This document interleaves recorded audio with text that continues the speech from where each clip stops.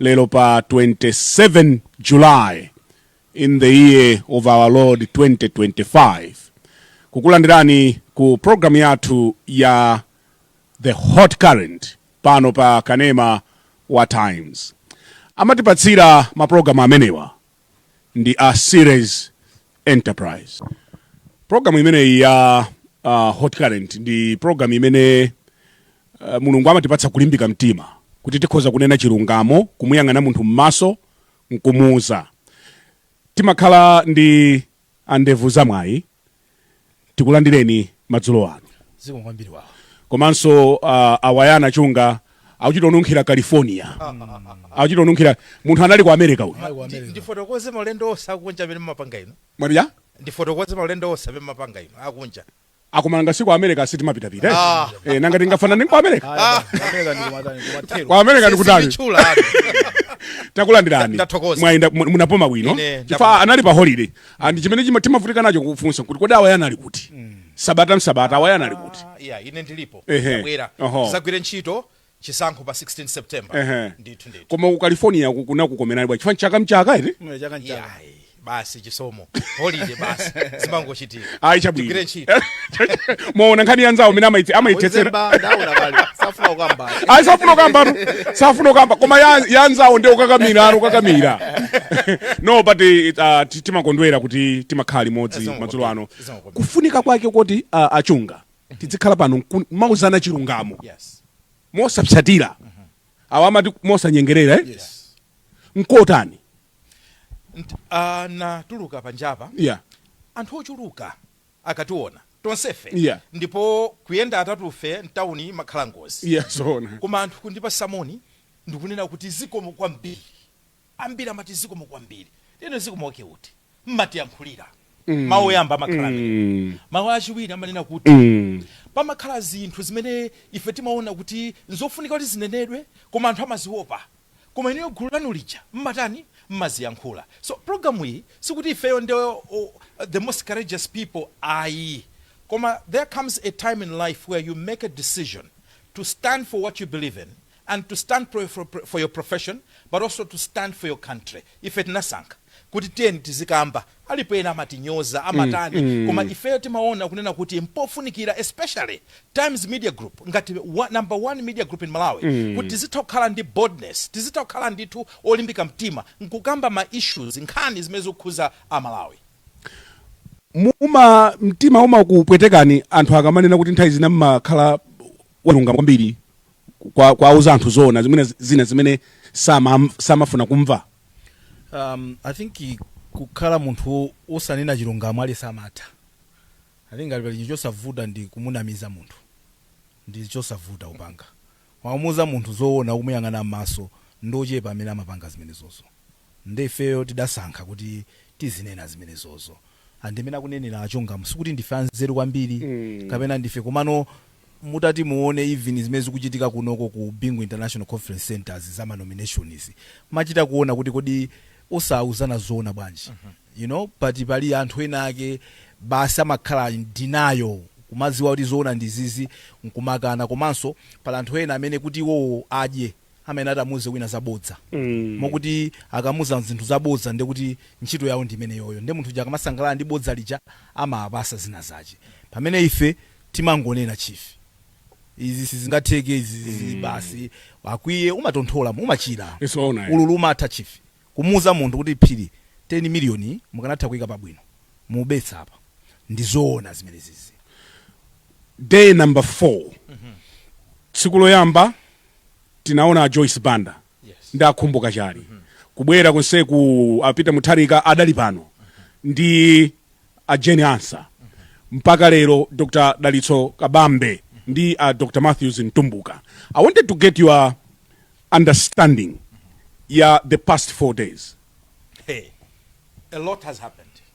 Ndipo mtundu wa Malawi umakhala nkumaonera ndichidwe kwambiri kuti kodi kumene kuchitika chiyani. What you need to know is zimene zikuchitikazi si zinthu zongokhuza zipanizi. Ndinene mawu amene kwa inu anthu andale. Musamaone ngati kuti nominations iwa ndiongokomera inuyo kapena zongokhuza na inuyo ayi. Iyi ni nkhani imene ikukhuza the future of this country. amene azasankhidwe pa 16 September 2025 azakhala mtsogoleri komanso azakhala vice president wa dziko la Malawi. And Malawians have a right to follow with keen interest. Mota akamapanga ngakhale ma comment even mtakhala kuti simukuwakonda koma ali ndi ufulu kunena zimenezo. Ndikuwuzanizi kuti we have had some surprises. Zina zochitika not really surprises. Zina zooneka ngati zachibwana zimenezo ndinene including zimene zachitika lero. Lero munaona kuti munakuya kwambiri ya lero you also said that on TV. Yes. Ndimaone Zina zachibwana kumene because you can't come all the way from Blantyre kuchokera ku Chilomoni kubwera kuno munapereka 10 million ndalama zambiri kwambiri ndikubwera ndi running metano ndikuona kuti the most basic things zokuti muchite pa mapepala okhuzana ndi nomination requirements simunapange. Are you sure? Nkhani zake zokhuza ma signature following up code of conduct kuti mwasaina ma ID documentation mukunduza kunena zona. Are you serious? And yet you want to be president of this country. And mkwera pa njinga ya moto. Now that's fine. You know, mwakwera njinga ya moto kuma helmet iso simunavale. Nomwena musikauza anthu kuti yachonde road safety tizivala ma helmet simunavale helmet mwabwera pano kumaoneka ngati kuti zinthu zakezi zachibwana. So for me all I will say is kuda Malawi, do we really know how important the office of the president and the vice president in this country is? It's not many business. Mwina nchifukwa yake dziko lathu lili pamene lili. Zinthu sizimazitengera serious. Your perception ya the last 4 days. 4 days imene banda inali ndiza serious ndizazi mina kuyankhulira achunga sindibwereranso mano. I think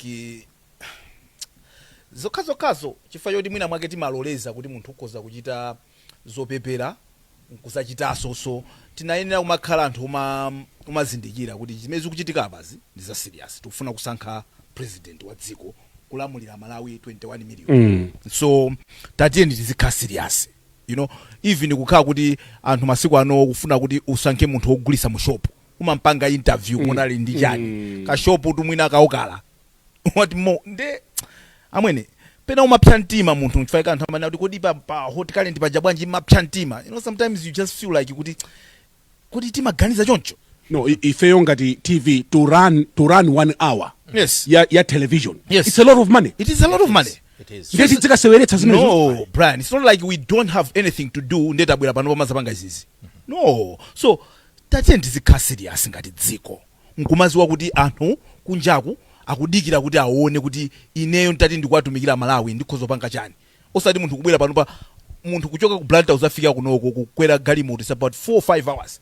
Simuna akathoma malizisa zofira zomuli munjiramo. Zona uzafika pano kachipereka chinthu chosakwana 10 million sindrama ya masewera pa Malawi pano. No, sindrama ya masewera. In fact, ndinanena nthawi imene papanga commentary ya TV pamene Reverend Shadrack Kalia amapereka ma nominations kunena kuti mwinaso time has come kunena kuti ifeyo tichite intensify background check mwina ngati media on the presidential candidates. Mina machitiraso mwina nzathu kunja chifukwa chonena kuti mukaona nkhani za makandidate nawa tingwerekeza Akalia, not picking on him kwa 4000 duty Lero mchaka cha 2020, you know, anali ndi mlandu nda Blantyre Water Board okanika kulipira madzi ndi amapanga bypass illegal connection a Blantyre Water Board mpaka na kulimbana nawo anafika ku nyumba ko atsekera simungabwere kuno anachitoka kadula pipe panja ino pa nyumba a Blantyre Water. It was in the public. Ukaomva nkhani zake nkumanena kuti kodi how much do we do in terms of vetting koma anthu akuzana kuti yayi palibe ngero, you know, ali a second stand koma time has come kuna tikamakamba nkhani ya ma public office tikamakamba nkhani ya integrity we must vet these people. Ndipo sindikukayika kunena kuti ena ma 10 million iwa atenga katapira Ndithu ngati sitimva kuti wina pena pake chinacho chachitika. I will not be surprised. So for me I'm asking myself, you know, maybe ndondomeko zathu zimene anthu amenena kuti achite kuti azafikira presidential candidate mwina tizikhwimiseso kwambiri kuti only those that are not only serious komanso anthu amene angachite truly represent the majority in this country ndi amene azikafika to the final to the final round. Koma otherwise kuoneka kuti is 22 people candidates for a country of about 23 million almost ratio ya 1 candidate to 1 million people. We can do better. Yama alliance sikuthekabe. Yes. The only alliance imene ndaiona ndi ya Joyce Banda ndi akhumbuka chale. Yeah, kuliso ya Eugene. Yeah. Ya Ford ndi DPP. Ya Ford ndi DPP tikamba Yes. imeneyo. Yeah. UTM ndi DPP ndi akuti zakanika Ndithu. Yes. I wanted you to comment on that. Jela. Ndipo program inoyo titangonena kuti lero tifuna tingokamba za jela Brian. You can see jela. Ali safuna kukhala yeyo ndi Jela? Jela. Jela? Yes. Jela. Ndipo sitikubweza moto. Ndi jela and the problem is Masako amuona kuti ngajera? Yes, Brian. Okay. Pali jela lokuti aliyese akula mtima. Ine ndimapereka chitsanzo cha mbuzi yayikazi ndevu yayimuna ndevu. Ndi zimene zikuchitika pa. Kuti a DPP akambirane ndi Eugene ndi a UTM. Nkhani kodi presidential akhandani Eugene running mate akhandani ndi kupezeka kuti a DPP ndi kuti akutenga pawiri pamene popo ndi muganiza munthu amene akubwerayo atenge patipo. You understand? You want somebody to help you because pano you can't win this. You can't. You need anzanu kuti abwere. Ndiye munthu ngakhala kuti mukufuna kuti ufuna anzako abwere. So ungatengeretu zonse. Anthu akamapita kukambirana azipita adi akukambirana usati nasankha kale mukamba kukambirana wina ali kale mwafiri. No, kukambirana kwa mtundu wanji. Ndi chifukwa chake simapezeka kuti mpaka simapeza kulowa mabishop kulo anthu okhaokha kumalepherana kuti amvane chifukwa cha jera. Ineyo ndine wankulu ndikwena ndisogole ndine ine ndi Eugene mamo titi yang'ane Malawi kuti akulu Malawi ndi apapa kodi amene angathandize dziko la Malawi ndi ndani ndi uyu.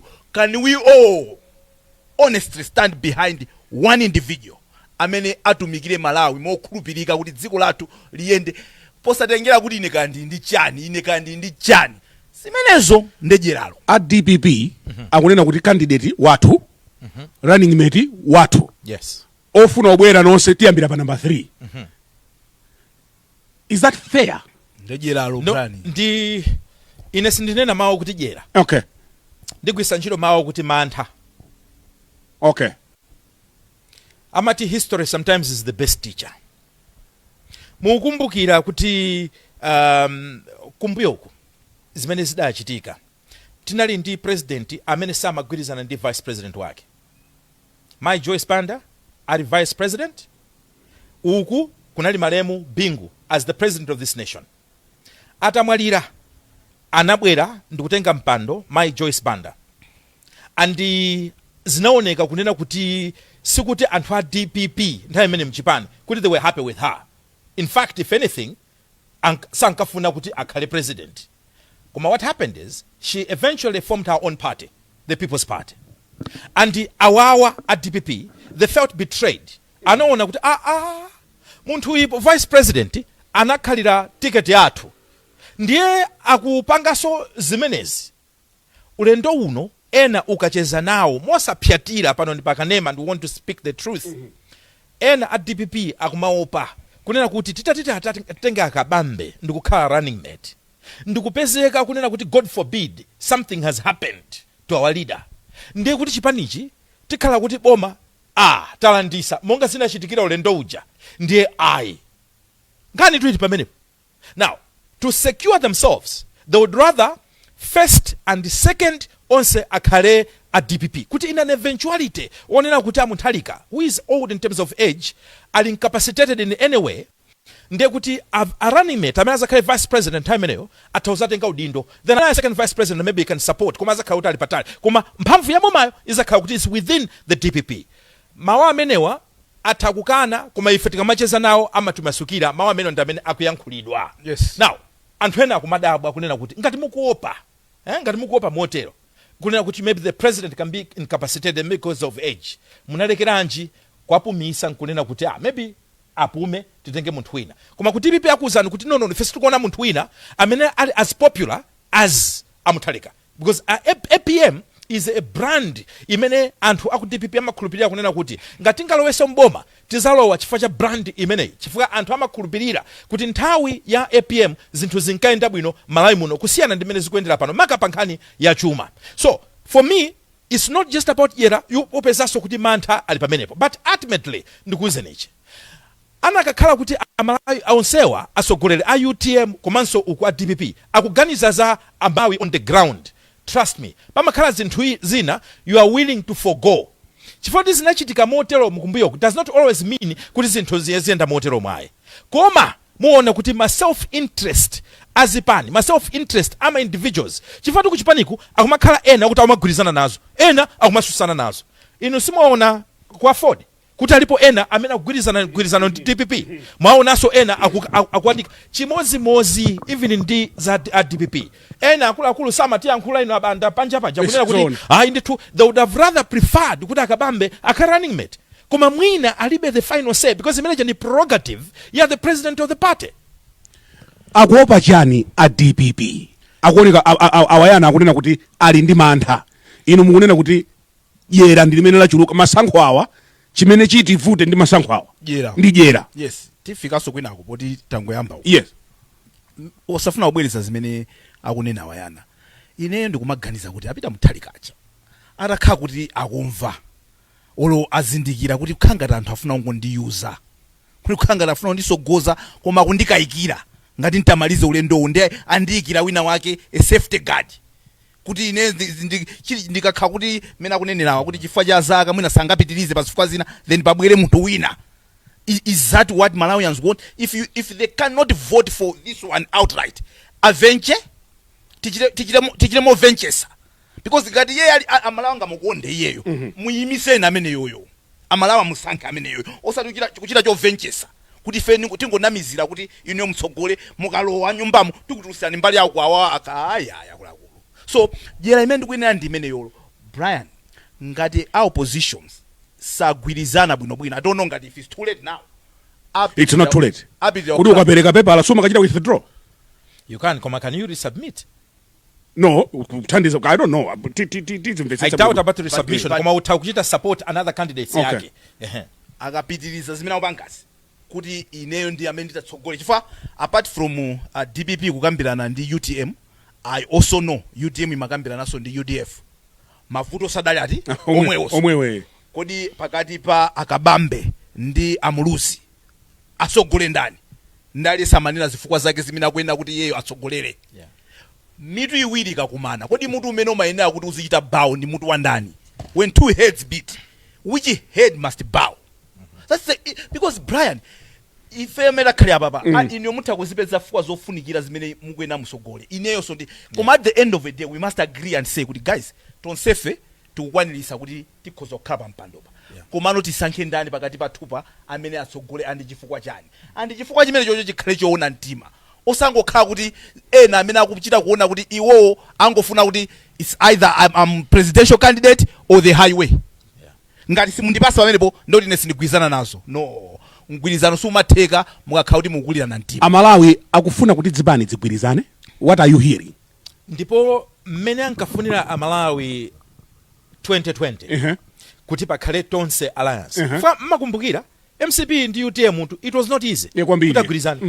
Panali kukulirana mtima pa anthu amakana koma general ankamata anthu amakana asogolera amakana koma anthu on the ground the public really wanted change at that time and amata akaona anthu manager DPP itakwana ankunena kuti ifeyo chiyembekezo chathu nchonena kuti UTM igwire ntchito ndi MCP ndi zipani zinazi ndiye kuti tigwesa DPP mboma and they got so much pressure mapeto ake zinatheka. Maybe Wayana, just for interruption. Yes. You remember Brian, you were in Lilongwe. Yes. Pamene pankapezeka kuti zokambirana za MCP ndi UTM zikuoneka kuti zatheka. Komano achakwera nkaganiza kuti malemu miya wakudi ndendi panganawo bwanji. And I remember they called kuti they wanted to talk. Yeah. You had to drive from Lilongwe kapanga interview. Pamene ankana kuti no ine I am okay. Yeah. Kuti ajili makhoza kukhala running mate. Yeah, it was then that now the announcement was what? Was made. Somebody was willing to say kuti ngakhale ineyo zikuoneka kuti pa line kwathu ndikwena ndibwere ndineyo. But for the sake of this country, I'm willing kuti I should pave way for somebody to come in. Despite kuti maybe that story didn't end well. But at least there were people that were putting Malawi patsogolo pawo potengera ndi zimene zimachitika. I just wanted to add that as you continue my ndiye mukaona ulendo uno ali pa anthu ochuluka amene sakukondwa ndi mmene chuma chikuyendera mdziko muno makamaka chuma ndipo akumata akaona nkumanena kuti kuma MCP njira yokhayo imene tingayigwesere MCP ndi DPP kukhali modzi ndi zipani zina zosusa boma ngati UTM. Koma maganizo amenewo ndani komanso guleliwo kodi akuganiza chimozimozi kapena ayi? Ine ndikuwuzani pano kunena kuti wamkulu wina wa UTM timacheza akuti akuachita offer Minister of Finance for akabambe. Minister of Finance utha kuchosedwa ntchito anytime. That's right, yeah. Now after experience ya UTM zimeza achitikira mu Tonse Alliance under MCP leadership, you really think they can easily just say tingo ka Minister of Finance? Komanso on that, 2 other cabinet ministers. Now you're going to tell me that the whole UTM would come there ndikunena kuti yayi ife maunduna atatu wa basi atikwanira just like that? So at the end of the day, muona kunena kuti there is something about the division of power which gives you the question, kodi anthu akamagawana maudindo amakhala kuganizira chani? Amaganizira za Amalawi kapena uziganizira iwo okha? Zamphamvu zimene akuyankhulawo chifukwa chokuti kungo even iwe munthu ukapita kuzokambirana ndikupeza anzako mmene akukuwuzira zokuti utengewo umaona kuti akuluakulu simundipasa ulemu, considering kuti 50% plus 1 icha. I don't understand chifukwa chani nakuganiza ngati kuti akhoza ngodusa okha. Abwana Amalawi adayenda munsewu miyala mmanja masamba mmanja DPP siti kuifuna. Yeah. You remember? Yes. Kwambiri kuyothamangitsa kuti DPP siti kuifuna. Yes. 5 years down the line. Yes. Sadaphunzire kuti kukhala bwino ndi anthu nkofunika. Mmene ndikudabwaso kuti after anthu atakuchita kupirikisana ndikupezeka kuti pano pamene timachita anthu akumanena kuti bola DPP today. Yes. Ne inuyo mukuganiza kuti simukufuna wina wache kuti andi munthu amene akhoza kupangisa kuti uduseyo iyo sikumona kufunika kwache. Zona wayambiratu kummana munthu osana kudusise kukudusisa komweko zichati makamba zija kuti anthu nyama simunaphe koma wina akumusira kale ntumbwana. Koma Wanda, to put the record straight, ADPP wata akuti mgwirizano akufuna ndipo Suleiman anayankhula pawere sina akanema kunena kuti tikupempheni UTM kuti muzichepese. Koma atu zimene nazo kuti mgwirizano akufuna koma zonse afuna atenge okha zonse. Kuzichepesa kwake atani? Chifukwa inuyo mwatenga pali pose pabwino zeri manena mphafa kumuti wathu timati mphafa mwaja zonse mphafa mwaja zonse mphafa ndemu kuti wina azija zipala pasiro koma ankhuku itaja chimozimozi nkhuku akuti alasa kuifuna sakuifuna koma muzichepese aphunzire kusiya chimodzi sangatenge zonse. I think tinene pamene popo kuti ADPP sakupanga bwino. No, tisakuzembelele asatenge zonse ayi tufuna alliance koma mphafa zonse mwanyamula. Zimene ndikunena zo wina angobwera dzaje mabonzo ayi zimene ndikunena zo Brian kulako kuyankhola choncho asakulakwa ukaja mabonzo ndazidani koma tunyama itajera let's be fair. Mphafa mwajezoka no nimafuna ndinene kuti andifunso limpita kwa ino. What has gone wrong? And I want us to answer this question candidly. Yes. Kuti today anthu akhoza kumayang'ana nonso ku DPP imene adaithamangitsa 2020. Yeah. What has this government done wrong? Kuti anthu akhoza kuyamba so kuti mwina tibwerere ku DPP. And I'm asking this question in good faith. Yes. Yeah. Kwambiri. Ine ndikuwuzani kuti you don't need to be a rocket scientist kuyankha funso limenelo. Ngati uli munthu amene umakonda chilungamo. Yes. Umakhala mdziko muno unalipo nthawi ya DPP ulipo panopo, I'm sure you would resonate with the response I'm going to give. Nkhani ndi yachuma ndi economy basi. Inde pali zinthu zina mwina anthu akuzida ndaula koma those are minors. Zimenezo ndi trivials compared to nkhani yachuma. Nkhani yayikulu ndionena kuti anthu akumachita compare mmene ankakhalira buying power yakwacha nthawi imeneyo ndi panopo. Anthu akumaona disposable income kuti kodi amati akalandira salary yawo ichi kapena akapanga business ndrama yosala yoti utha kunitengera mwana ukagula ice cream ndrama zimakhala zingati? Kodi katundu wofunikira pa khomo kugula timagula zingati? Zinthu zofunikira kupanga ma business kapena ulimi ngati fertilizer ndi zina zoterozo. Mafuta kuti tithire mgalimoto timagwisa ntchito mafuta ndrama zingati? Fertilizer. School fees kuti timapereka ndrama zingati? Zinthu zofunikira kwambiri zimene anthu akuzikamba ndi zimenezo. Kodi mankhwala kuchipatala timagula ndi ndrama zingati? So those are the fundamental issues zimene anthu akudandaula. ndipo mukati muamvesa Malawi anthu sakunena kuti DPP yasintha oyi simwamva anthu akunena kuti because basically nkhope zimene zinkasogolera DPP they're still there. Nkhope zake ndi zomwezo mwina with a few add-ons koma nkhope zake ndi zomwezo koma anthu they are willing to blindfold zina zili zonse badakumana nazo chifukwa cha nkhani ya chuma. That's why inu amene mukutionera amene muli kuboma inu Malawi Congress Party, this we are speaking in good faith. Nkhani sina, nkhani ndi yachuma. Kutakhala kuti kuli njira ina yake chinsinsi china chake, a secret weapon yopangira kuti chumachi chikhale ngati chatembenuka. Even in this period imene yasalai, you'd be surprised anthu akuchita rally behind you chifukwa nkhani sina, nkhani ndi ya economy. Funso lomwelo koma nkuona kwanu mugwirizana nawo kapena mutsutsana nawo amfumu? Ndugwirizana nawo. Ine ndimaonjezerapo kuti even iso nkhani ya chakudya, zinthu ziwiri zimene anthu munthu akakhala ndi chakudya Brian sizovuta kukambirana naye nkhani zina, koma simungakambirane ndi munthu wanjala olo mutakhala muli ndi nzeru za mtundu wanji mpiri. Tinayankhula ndi azimayi ena tsiku limene apita mutharika anabwera pano ndiyene ndimafunsa kuti mmakonda chipanichi chifukwa chani mwakonderanji apita mutharika ndi akuti apita mutharika kuti timadya. Amayankhula munthu pa television apita mutharika timadya, ndalama timakhala nayo, ndipo iwowo olata tidzanyamula. This is the lady ochokera mlilongwemo olata tidzanyamula okasiya ku office ife tufuna okalamba imweyo chifukwa chilipo imene adaona ndi ulamuliro wapita mutharika zimene mwanenazo kuti amadya komanso amakhala ndi ndalama, because at the end of the day bwana, those are two basic things zimene munthu amene akhale nazo. Akadya akhendika khobiri kuti zina zapa khomo ndipanga bwanji. If you cannot put money in people's pockets bwana, olo mutabwera ndi very good stories, no one is going, because anthu ali ninjala chief, you can't discuss development with hungry people. You can't. Wanja usunga kama Nkhani auzimuza kuti chani tete kalimense ukoko iwe yasene ndikufuna ndije uzimuza ndikalimense tolo bandao. Yes inu mema kondera kudya mocha msate apa mungu vudikira tiyambe ujambula program koma masana matia libaji chanjani apa ndana amene inuyo akupona achali simukamba za bankuko inuyo so apa nkuko ndokona simala inuyo koma makonda chakudya in general.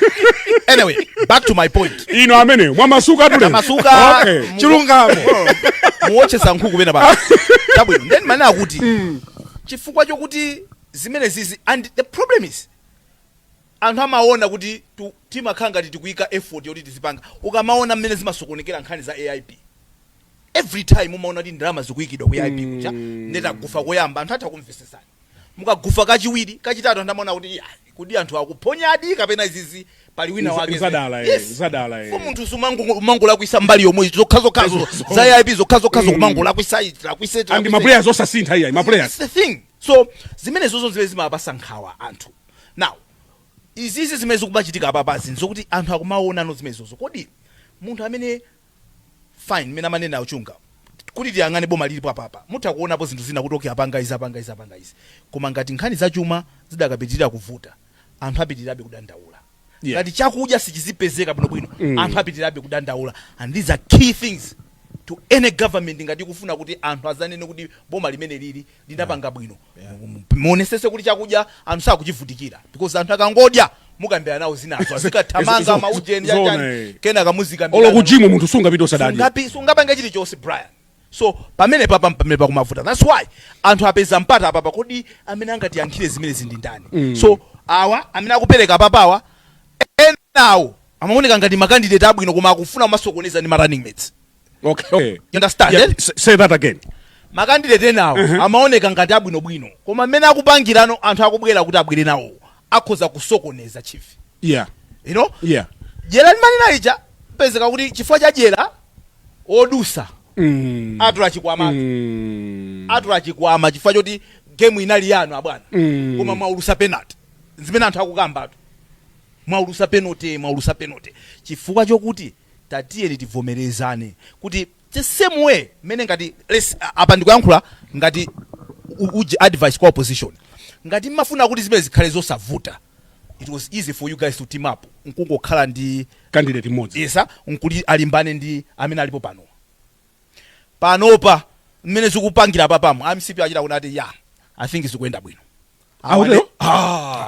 Yeah? Is working to their advantage. zisankho it's a game of numbers. It's a game of numbers. Ngati awawa sakupa achita kuona ta basi. I think zitheka guys. Awa chifukwa cha jira lauli akhala kunja komweko. So chikamakha kwina kwake chikusokonekera imakhala kuti chikunthekera wina. Kusagwirizana kumene kuchitika apapako. By the time nde muzizifusa mafuso ena amene muli ku opposition kunoko kuti muchita survive another 5 years. Muli kunja zipani zanu sizitha. 2030 muzakhala mulipobe. Yeah. No, funso limene lofunika kwambiri ndipo tichenjeze inu amene muli ku opposition. 5 years siyamasewera yayi. Ndulendo utali. Chifukwa tu chimene chimavuta ndi nkhani ya makobiri. Ma resources. Anthu amboma kama zipeza bwanji kuma chipani chimene chimakhala mboma chimatenga advantage of the resources in the government. Nanga they use state machinery. Yes, they use state machinery. Yeah. Whether rightfully or wrongly. Koma MCP kupangitsa nsonkhano lero. Yes. You can hardly differentiate kuti kodi za MCP ndi ziti. Kodi za boma ndi ziti pa nsonkhano za boma ndi ziti. Mutachita organize a government function komanso komweko ndikupeza ndikuyankhula a political speech. Sanje ya boma, zochitika apolisi ya boma, chani zakazi kuchitika ni maboma onsewa kumbuyo. Exactly. Koma inu yako opposition simasewera to run a campaign pano. It's not easy. Now, mwamaliza 5 years nakasi ADPP wanali mboma. Ndiye pamene amatuluka ena anatuluka ndithu ndi azikwama zabwino ndithu. 5 years akhala kugwisa ntchito ndalama zimenezi. Azakhaleso another 5 years.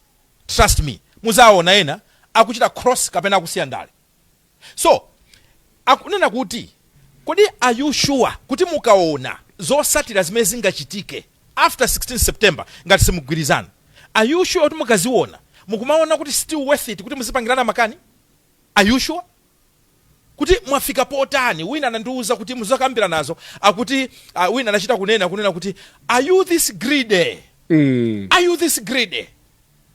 Kufika anthu kumenyana matebulo nkhani discussion itavuta. So kangati nthawi zina reality timazaisiya pa mbali. Timafuna tione zimene ife tikuganiza ndi zimene tikumva basi. Koma we run away from the reality on the ground. The reality is, as an opposition, if you are not going to make it 2025 panopo, it's not going to be easy. And tipereke credit ku MCP. Imene nakhala mu opposition zaka 20 chakuti. About 30 years in opposition. It tells you not ananima foundations ochuluka to be able to survive that time. Koma zipani zinazi ndukuzani zitakhala ku opposition. Sizingathe 10 years, 15 years, 20 years sanga kwanise. Mukonera program ya the hot current kuchokera kuno ku Bingu International Convention Center. We are camping just outside BICC kumene a lot of action is happening nkati mundindi andevu zamwai komanso awayana chunga tikabwerera MCP iphunzire chani pa zimene zikuchitika chifukwa kumene konso kuli kukwebana moto usala kwa vida amaliyani moto upita kwa sala chire ali ndi penalty yota asewere. What happens ndi mmene asewere penalty imene determines on whether ziyenda kapena sizienda. Kodi inu mukuiona bwanje nkhani koma tiyankha tikabwerera ku break. Akutipatsira program uyi madzulo ano ndi program ya the hot current. Chine chimene mulungu anati dalitsa nacho ndi kutithandiza kuti timangonena chilungamo. Anthawi zina chilungamo chichimatika m'mavuto. Ena amakwiya nafe, ena amasangala nafe. Koma that's okay, isn't it? Yeah. Fayake nani nkhawa memanera pamene tili. Ineso naganizi. That you have to locate us. Musamachite kupanga location ya. Muchita kuika kapini. Ocha bwino eno. Tili pakuti. Tili panja pakuti pakuti. Uona wina wako kubwera hapa.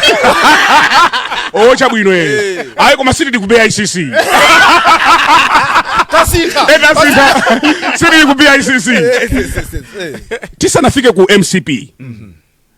Anthu hayilandira bwanji nkhani ya running mates. What are people saying? And I want you to be as honest as you can be. Yes. What are people saying this selection ya running mates? Msanga adayamba adala Joyce Banda amene anabwera ndi akhumboka chale zikuoneka kuti anthu amaona ngati kuti well I think my Joyce Banda yangana munthu amene akuganiza kuti amwena akundziwa chifukwa paja akhumboka chale adakhalapo a vice president adziko lino my Joyce Banda ala president 2012 to 2014 ndi iwo aja atabwera sitinaona anthu ambiri akudabwa ayi. Actually anali mmodzi mwa anthu amene anabwera nawo running mate awo mu galimoto ija yopanda denga ndi anachita kuonekera patali. Masonda atali ndanaona. Yeah, akhumboka chale is a giant ndeti maonera kutali. awa adilu chilungo aja anabwera ndi amayi aja I think chifukwa choti mwina ambiri sili kwaziwa anthu analephera kuti achitepo komenti. Adube paja zikalata zinavuta ndi sadapereke asapita muthalika atazanena kuti ujeni awo running mate awo nda Jane Ansah. I think even anazafotokoza why adasankha tinaona nkhope za ndwi ujeni gangata adali pano mafuna kumachenjera kumakana koma zona zake ndoti makamera adaona ndithu pa follow wawo ma vice president akumpoto pakati iwo asole kumawa ndi kumwera kuti sikuti anthu adachita kuti ena amapanga koma ambiri anazakhanga adabwa kuti kodi mayiwa ayenda bwanji. So I think reaction ya Jane Ansah idaliyo kuti imachita kuoneka kuti anthu ambiri anadabwa kuti zaenda bwanji pamene popo. Amene wa Tobias ndi independent, so I don't think anybody would say kuti chanchana. Frank Tumpale sadabwere. Atupere muluzi abwera ndi Dr. Rex Kalolo.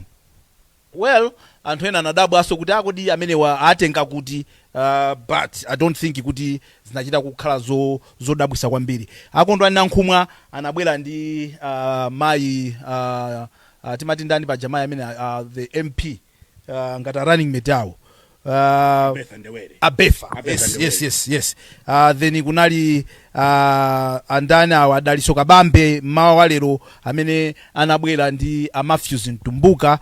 Anthu apangapo comment kuti khangati atayangana ine ndinena kumapeto ndimangofuna ningochita run down the list. Akwame Bandawe anabwera ndi running mate awo sakuziwa sochutika nchaniso. She has no idea what. Nimafuna mumvere mtolankhani wathu Blessings pajada kwatira ndi ndani Changata adayeza ndi vice president amene wayo running mate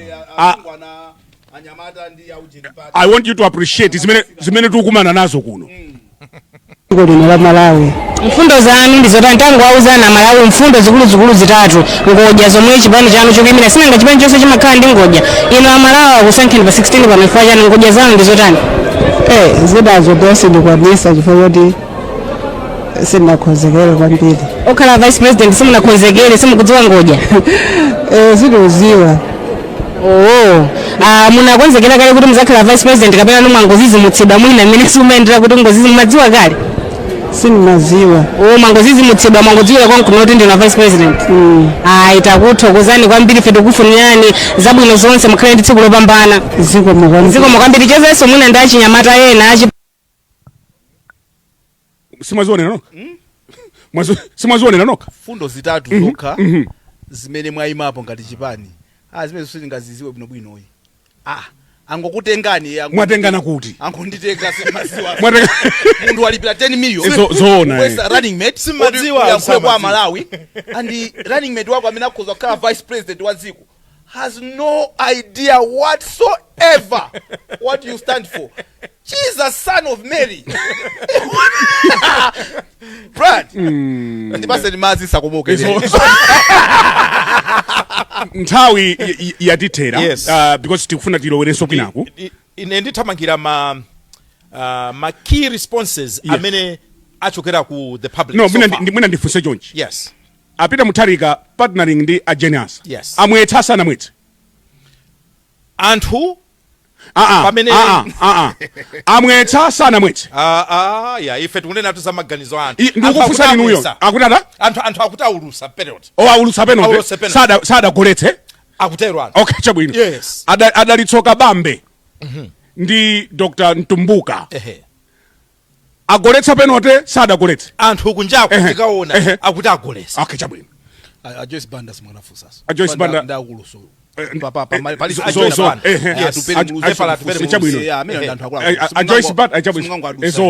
Joyce Banda ndi akhumbuka chali penalty yatheka sidateke anthu akuti agolesa ena nda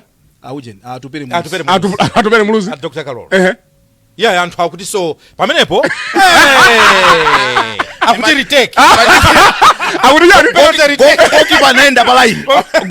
Gopi anaenda palaini. Nde ama menyaniso. Yes. Divided opinions. Ena kuona kuti no it's okay. Ena he's too new. Zoterozo. Kuma pamene pana kambido kwa mpiri. Ndipa at DPP. Okay. Pamenepo tisanamizane. Anthu anali my expectations very high. Chifukwa chimene mwena kudziwa nchonena kuti pazipani zonsezi represented in parliament. Chipani chachikulu kwambiri ku opposition ni cha DPP.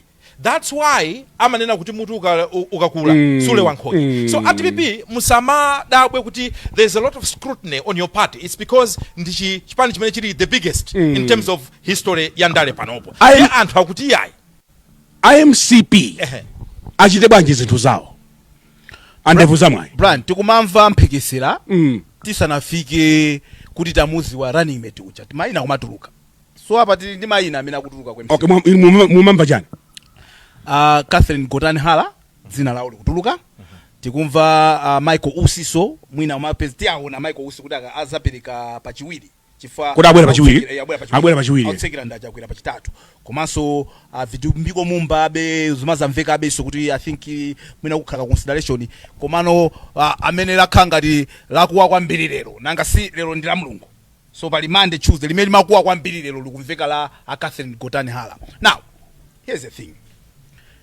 and this is my personal opinion pali kuganizira kumene anthu akumaona makamwina kuti kodi azigawo zikhale bwanji chifukwa chokuti ina imene imavuta even ku DPP inaliyo kuti kodi akasogola Mutharika ndi akabambe kodi akhala anthu ochokera boma limodzi zimene zikhala bwanji you know inalisoyo ngati imene imakhala ngati showstopper.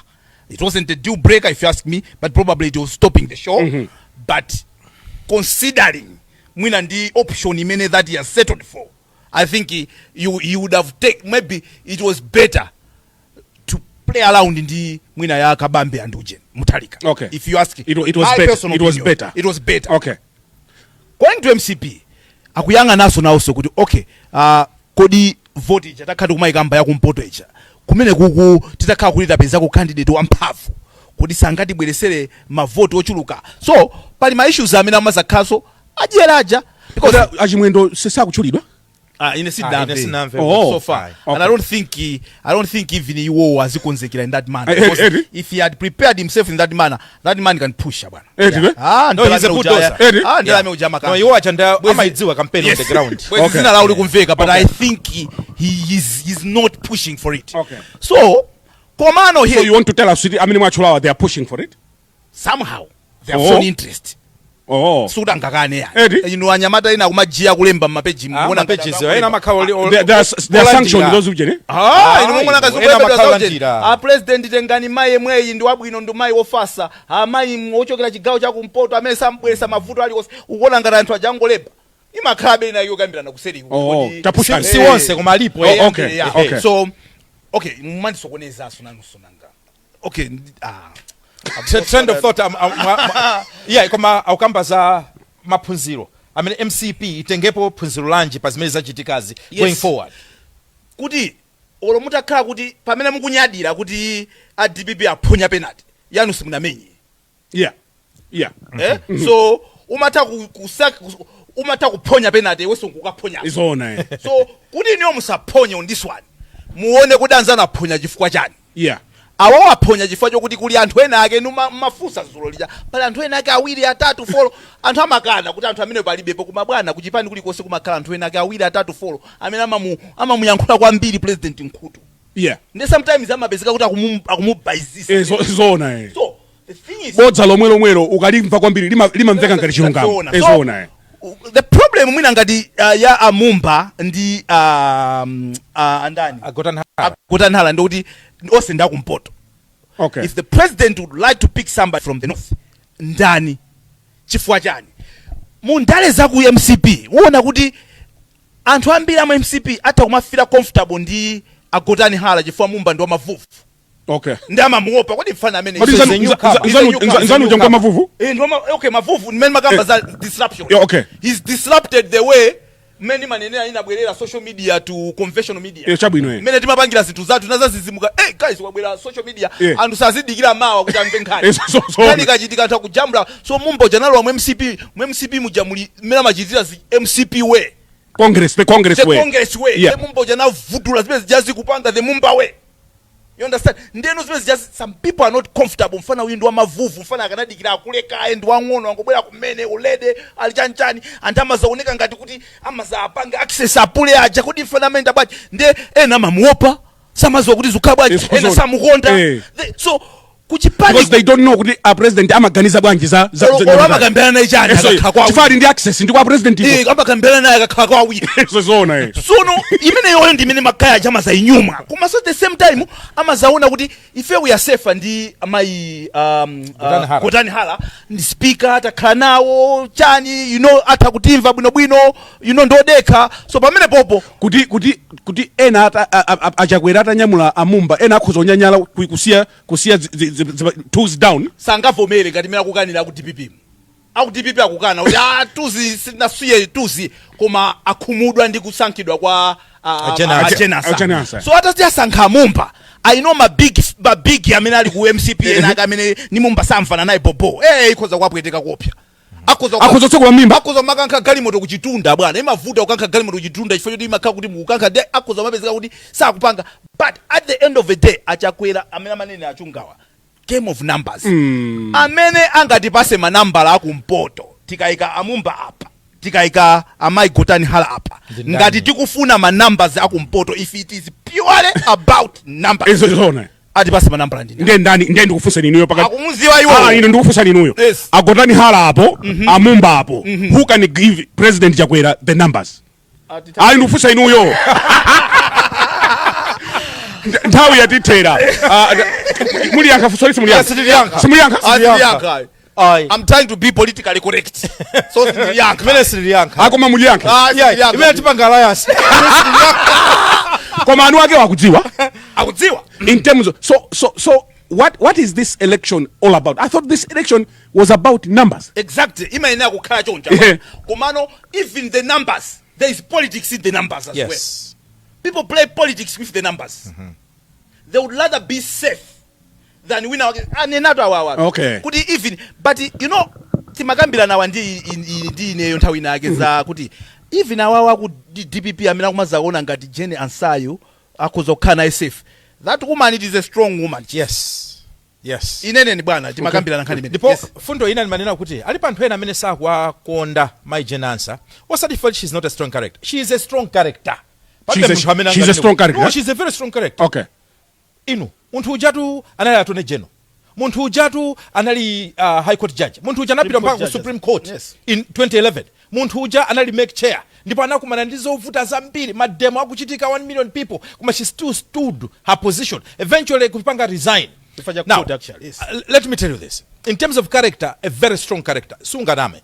Koma munthu uja si munthu wonena kuti anthu ena ake atata wakhala president kuti anthu ena ake angaje mena kuganiza kuti angajere patakhala anthu ena that one I should assure you marunning metiwa amene omukwanena Jane Ansawo pali nkhani za Tipex ena amafuna kumapaka nazo akalolowa pali nkhani za maphunziro inabukanso munamva kuti maphunziro atani pali zina zimene anthu amakamba whether it's true or not akumbuka chali pali nkhani ije ya mabedi mukumbukira idabweranso nthawi imeneyi izimenezi are they detrimental to this race? Good one.